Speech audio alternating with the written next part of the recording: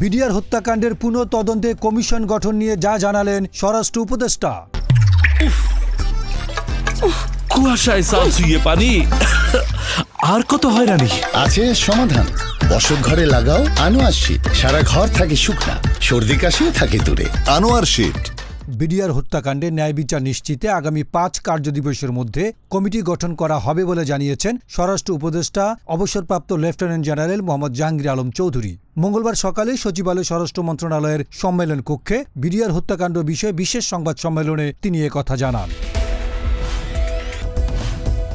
স্বরাষ্ট্র উপদেষ্টা বলেন, বিডিআর হত্যাকাণ্ডের পুনঃ তদন্ত এবং ন্যায় বিচার নিশ্চিতে অন্তর্বর্তী সরকার বদ্ধপরিকর। এই লক্ষ্যে স্বরাষ্ট্র মন্ত্রণালয় সরকার গঠনের পর থেকেই কাজ করে যাচ্ছে। মন্ত্রণালয়ের দায়িত্বপ্রাপ্ত হিসেবে প্রথম থেকেই পুনঃ তদন্ত এবং ন্যায় বিচার নিশ্চিতে সোচ্চার ছিলাম এবং আছি। শুধু মন্ত্রণালয়ের দায়িত্বপ্রাপ্ত উপদেষ্টা হিসেবেই নয়, সাধারণ নাগরিক এবং সেনাবাহিনীর প্রাক্তন সদস্য হিসেবে শুরু থেকেই ন্যায় বিচার দাবি করে আসছি।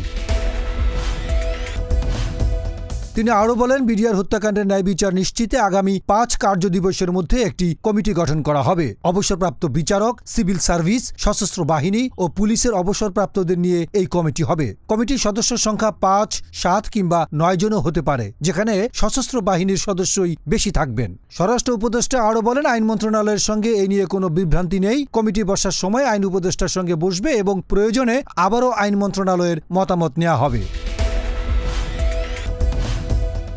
এদিকে বিডিআর হত্যাকাণ্ডের বিচার নিশ্চিতে কমিশন গঠনে গড়িমসি করার অভিযোগ এনে অন্তর্বর্তী সরকারের আইন উপদেষ্টার কার্যালয় ঘেরাও করার ঘোষণা দিয়েছেন বৈষম্য বিরোধী ছাত্র আন্দোলনের নির্বাহী কমিটির সদস্য মাহিন সরকার।